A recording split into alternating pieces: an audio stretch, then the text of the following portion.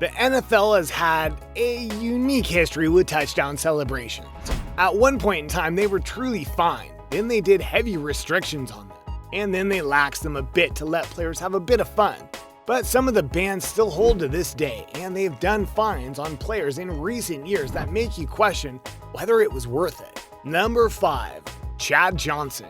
Anyone who has seen Chad Johnson play throughout his career in the NFL knows that he is a very eccentric character, which in many ways made him a more enjoyable wide receiver, of which he had a lot of talent for the record, because his touchdown celebrations were often very high energy and entertaining, but not in the eyes of the NFL. In the 2005 season, for example, he caught a 50-yard touchdown pass and then played golf with a pylon and the football, which got him a $5,000 fine. That wasn't even the worst one he did. A non-fine that he got that still earned him a lot of heat was when he did a fake proposal to a cheerleader during a game one time. The irony of it all was that it was fake on every level. The cheerleader, the team, some of the cameramen, and more were all in on the no. They were just waiting for Chad to get the touchdown to do it. What might have gotten him a major fine though was that he was intending to use a live animal in his touchdown celebration once. No, for real.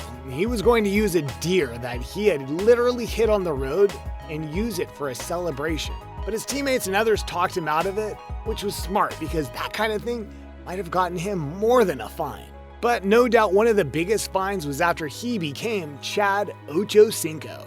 And after getting a touchdown, he went to the sidelines and put on a sombrero and poncho to celebrate his new persona. The NFL didn't take too kindly to this and thus fined him $30,000. Chad bit back and noted that he didn't understand all the fines and that he was there to have fun, not make money.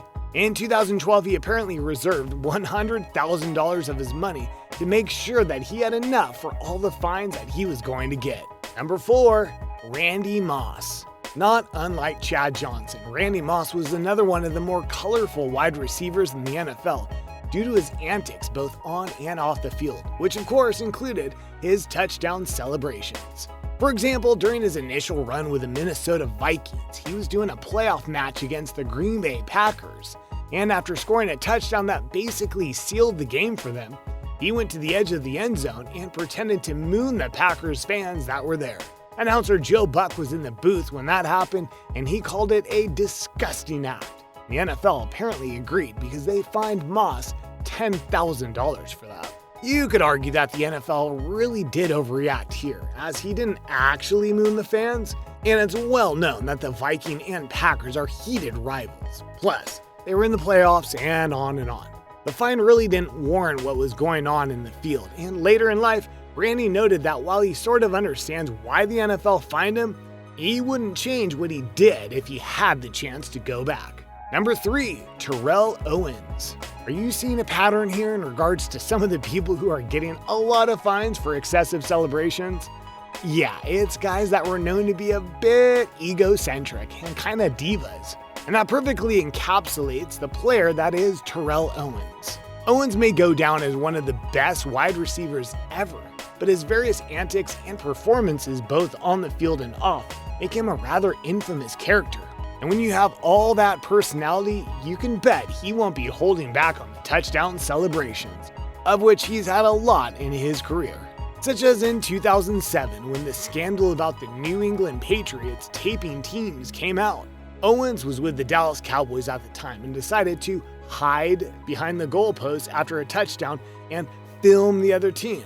The NFL didn't like this, and they found the celebration was pre-planned and thus fined him almost $8,000, which Terrell Owens blasted in an interview saying that you can't do anything anymore, which was later proved by Terrell Owens himself because after facing his old team in the Philadelphia Eagles and getting a touchdown, he whipped out a towel that he himself had made and was waving it around in celebration, which is a violation of NFL rules about non-approved items being shown off on the field. Terrell Owens really lost it on this one, citing other people's violations and that it wasn't fair he was getting fined for something so small. Number 2. Dunking the ball over the post. This particular foul can't be attributed to one player or another, as many have done it over the years. but there's little doubt that you recognize this play. For it's when a player gets a TD, picks up the football, and proceeds to dunk it over the rim of the goalpost. Two of the most known players to do this is Tony Gonzalez and Jimmy Graham. One time, Graham did the dunk so hard that it actually bent the metal of the post, which is why the NFL would go on to make that a foul if it was done today. Many players literally cried in foul as it had been done for many years without consequence. But Commissioner Roger Godin made his thoughts clear in that it was illegal to use the ball and the goalpost as a prop. That hasn't changed. Tony Gonzalez ironically retired just before this rule was made, and he felt it was sad that they got rid of it. Number 1, Antonio Brown. We can do a whole list of things about Antonio Brown and the various antics and crimes that he's done both on and off the field. But trust us when we say this guy was a world-class talent who ended up being a world-class diva, world-class jerk, and then some. He's out of the NFL now, and we should all be grateful. One of his most infamous ones, though, was after scoring a touchdown and deciding to pull a Miley Cyrus by going and twerking in the end zone, which was certainly something. Yeah, the ref was right there when it happened, and he was more than happy to throw a flag, and Brown got seriously fined for it. Just in that year, for all the various celebrations he did, he was fined over $100,000. His response to the fines? Money is nothing to a boss. Right, and now the boss is out of the league.